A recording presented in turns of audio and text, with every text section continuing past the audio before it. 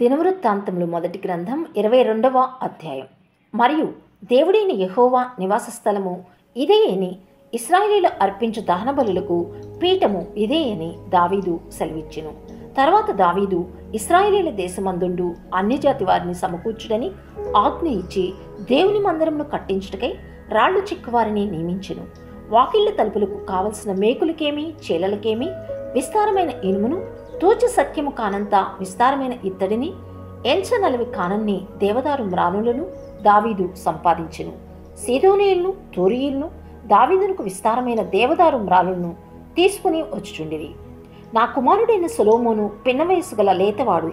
యెహోవాకు కట్టబోవు మందిరము దాని కీర్తిని బట్టియు అందమును బట్టియు సకల దేశముల్లో ప్రసిద్ధి చెందినట్లుగా అది చాలా ఘనమైందిగా ఉండవలను. కాగా దానికి కావలసిన సాధన రాసిని సిద్ధపరచదనని చెప్పి దావీదు తన మరణమునకు ముందు విస్తారముగా వస్తువులను సమకూర్చి ఉంచెను. తర్వాత అతడు తన కుమారుడైన సొలొమోనును పిలిపించి ఇశ్రాయేలీయుల దేవుడైన యెహోవాకు ఒక మందిరమును కట్టవలసినదని అతనికి ఆజ్ఞ ఇచ్చెను.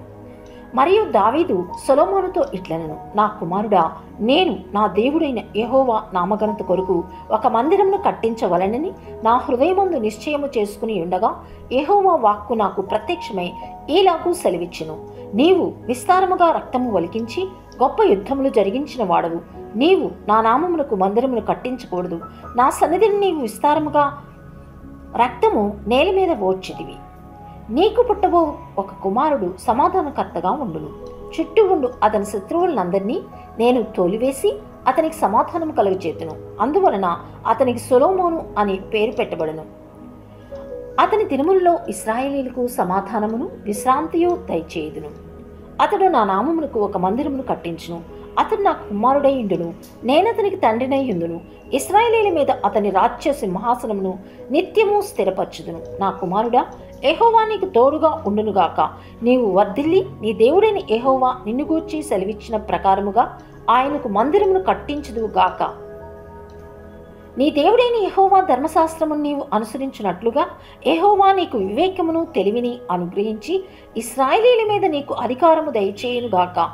యెహోవా ఇశ్రాయేలీయులను గూర్చి మోషేకు ఇచ్చిన కట్టడల ప్రకారముగాను ఆయన తీర్చిన తీర్పుల ప్రకారముగాను చెరుపుకొంటుకు నీవు జాగ్రత్త పడిన ఎడల నీవు వృద్ధి పొందుదువు. ధైర్యం తెచ్చుకుని బలముగా ఉండుము. భయపడకుము, దిగులు పడకుము.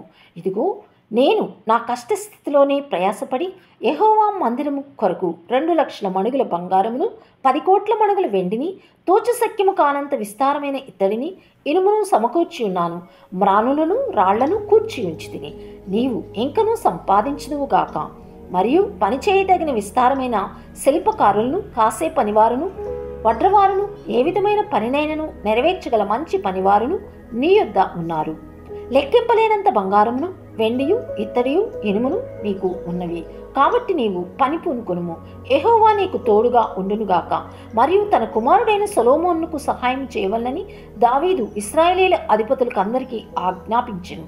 ఎట్లనగా, దేవుడైన యెహోవా మీతో కూడా ఉన్నాడు గదా. చుట్టూనున్న వారి వల్ల తొందర లేకుండా ఆయన మీకు నెమ్మది ఇచ్చి ఉన్నాడు గదా. దేశ నివాసులను ఆయన నాకు వశపరిచి ఉన్నాడు. యెహోవా భయము వల్లను ఆయన జనుల భయం వల్లను దేశము లోపర్చబడి ఉన్నది. కావున హృదయపూర్వకంగా మీ దేవుడైన యెహోవాను వెదుకుటకు మీ మనస్సులను దృఢపరచుకుని ఆయన నిబంధన మందసమును, దేవుని ప్రతిష్ఠితమైన ఉపకరణములను, ఆయన నామము కొరకు కట్టబడు ఆ మందిరములోనికి చేర్చుటకై మీరు పూనుకొని దేవుడైన యెహోవా పరిశుద్ధ స్థలమును కట్టుడి.